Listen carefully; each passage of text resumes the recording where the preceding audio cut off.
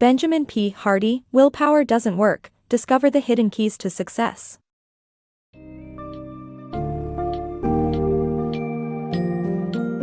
In today's fast-paced world, relying on willpower to reach your goals can prove to be ineffective. Willpower Doesn't Work by BenjaminPHardy shows us that the key to success is not in exercising self-control, but in creating an environment that supports our objectives.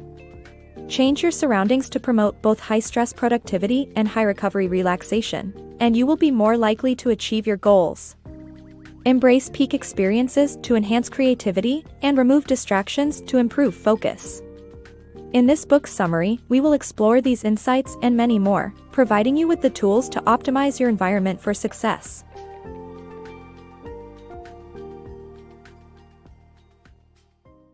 The power of environment. Willpower alone is not enough to achieve your goals.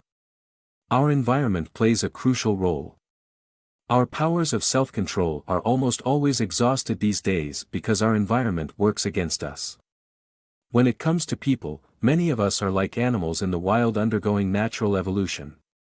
We're often unable to change our environments, so we adapt to them instead, regardless of whether this benefits us in the long run. The key is to design an environment that leaves you no choice but to adapt into your ideal self.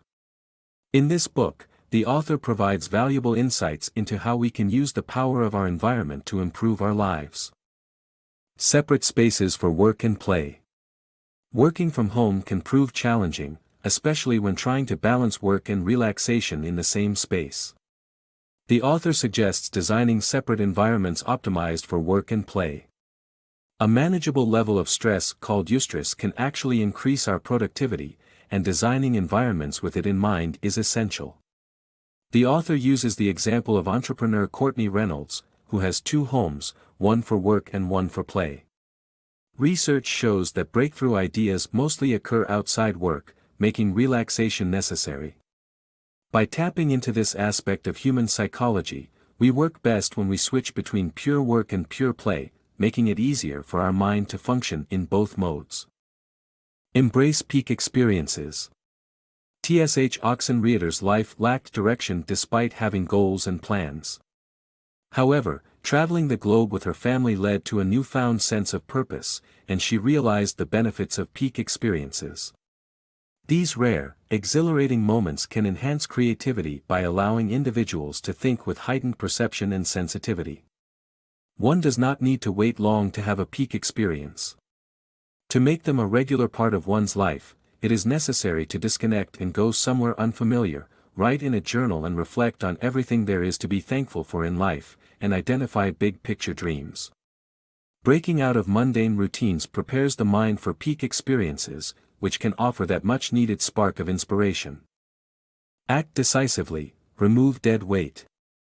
In this book, Gary B. Sabin shares a story about a Boy Scout who willingly spent a cold night in the desert rather than pack his sleeping bag the next morning. This is a metaphor for how we avoid discomfort and make illogical decisions. We often delay making tough choices and suffer long-term regret as a result. Sabin suggests that the solution is simple: act decisively and organize our lives in accordance with our goals. One way we hamper our long-term goals is by wasting time on the internet. By deleting distractions and temptation-proofing our phone, we can focus on important tasks without succumbing to superficial attractions. Decluttering our lives also helps decision-making feel easier.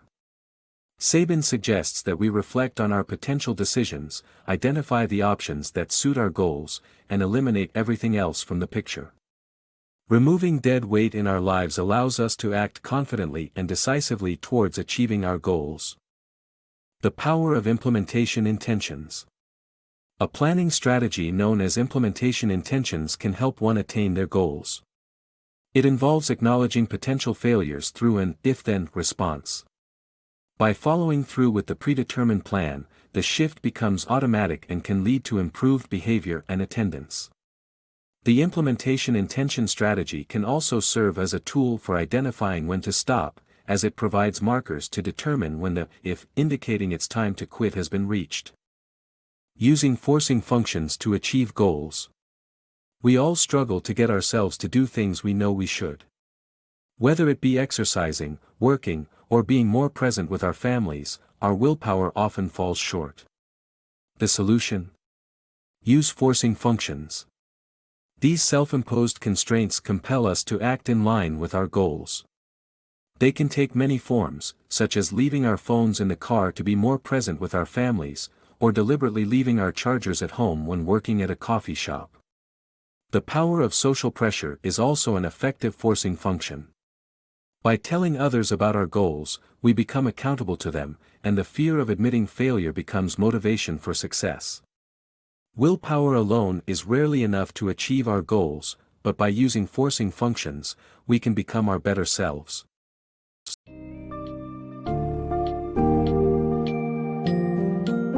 To sum up, willpower alone is not sufficient for achieving success. BenjaminPHardy's Willpower Doesn't Work encourages us to take charge of our environment to reach our goals. By creating spaces optimized for work and play, leveraging peak experiences, and removing dead weight from our lives, we can optimize our chances of success. By being decisive and using forcing functions, you can break through barriers and surpass your personal limits. So take control, shape your surroundings, and adapt your environment to cultivate success.